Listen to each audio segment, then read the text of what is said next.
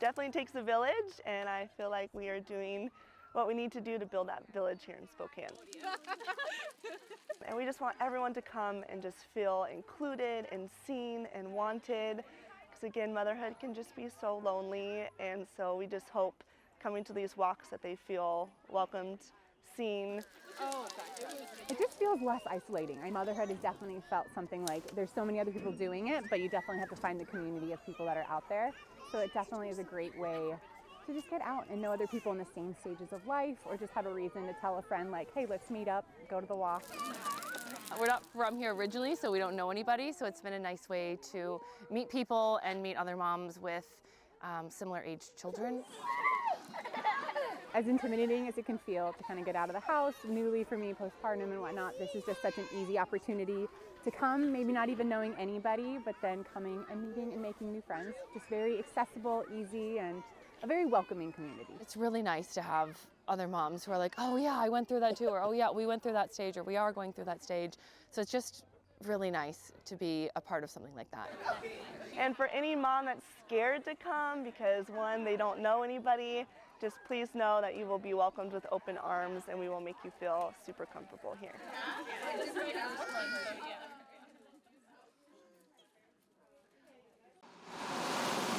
It was like, I'll be back October, it'll definitely be October. And it just didn't happen that way because of the second surgery. But I got away with no physical therapy, so I got to come to work a little bit earlier than I wanted to. I was nervous because I didn't want to get anybody's hopes up and be like, oh, I'm coming back to work. And then what if I couldn't handle it? And then I was nervous. I mean, you're gone for almost 8 months. Are people going to remember? Are they going to come back? Or did they find a new stand? But I think a majority of all my customers pretty much came back. So a lot of people came in here crying and were like, I didn't think you were ever going to come back. So it was a very emotional and awesome first 3 days back for sure. Lots of tears, lots of people happy. And it's amazing. This town is so amazing. I love it. It's been amazing. Everybody helped me out so much. All the people in this town that donated an amazing amount of money. My landlords for my business, I didn't even have to pay rent the whole 8 months I was gone, which was super amazing. Be patient. Be very, very patient. It's a lot, and it's very emotional. It's a lot on everybody, your family, your friends, people around you. Go get your mammograms and just be strong. If I fought it and my mom fought it, anybody can. I love all of you guys so much. I love each and every one of you. Oh my gosh. Thank you from the bottom of my heart. Thank you, thank you, thank you.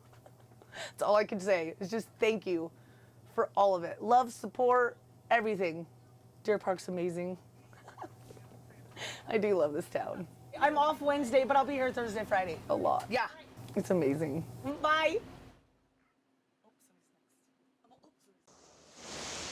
I got into barbering when I was 24 and just fell in love with it. I've been cutting hair since I was a kid, and it's just been something that's kind of been second nature to me. Starting off with my first location, we were small. We were just a two-man crew, and then about a year in, people started liking what we were doing in the community and things like that. And so we had just an influx of a lot of barbers come to us, so we had to expand pretty quickly. The barbershop isn't just one thing. There's multiple things that we have going on to help this community. One of the best ways that we can give back as barbers is using our hands. Man, just to see, to see a kid's face, or, an adult that's happy with a cut and satisfied, gets compliments by the wife, the mom, or at school, It's good to see people get good cuts, We do have a lot of parents who have adopted African-American children, and I don't shy away from it. I tell them, if you have questions, ask. Text me, because if you don't know something, the best way to learn it is to ask your barber. And if I don't know the answer, I can help you get to the right person who will. I think that there are more allies than there have ever been in the Black community. I think that this is one of the industries that works so closely with the community. So I have a range of clients that range from felons to lawyers. So I think this is one of the most unique structures of a business that can bring people together from all different kinds of backgrounds. And when they walk through those doors, they forget about everything going on in the world. We're all just here getting haircuts and talking and laughing. You know?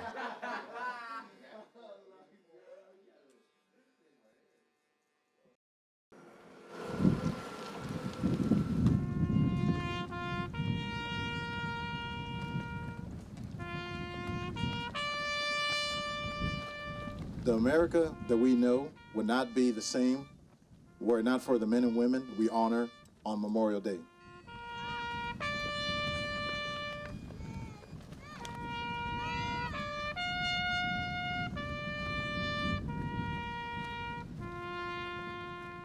Let us here today vow to always remember each and every day that soldiers never die until they are forgotten. Let us not limit this remembrance to just this one day, but each day, when we wake, take a brief moment and stop and remember our fallen heroes and give thanks.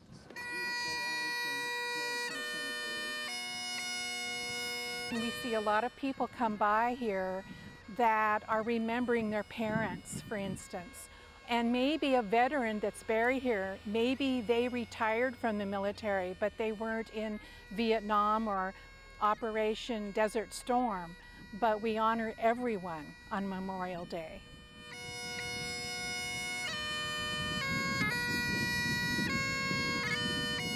Visit at least one gravesite here today. Read the name aloud and think about the dash. That life of service, that life of sacrifice, that selflessness to our country.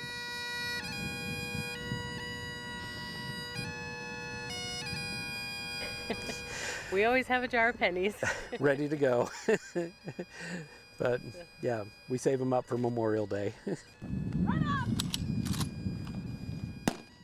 We definitely like to come to the military ones to honor those, especially those who have been forgotten. We like to find the ones that nobody's visited and make sure that they're visited.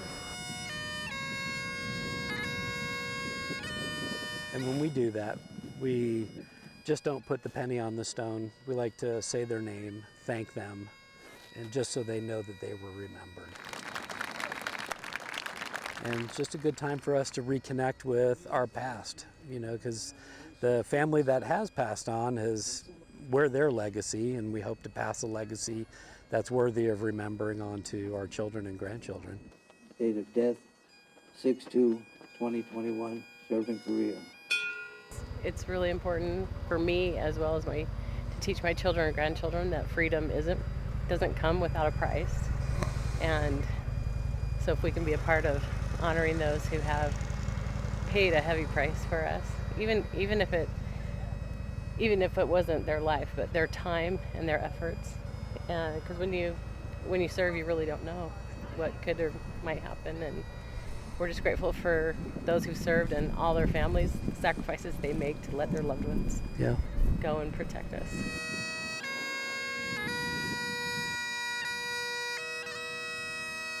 Freedom is our cause, but freedom does not come free. And many paid the ultimate price. They truly deserve to be remembered.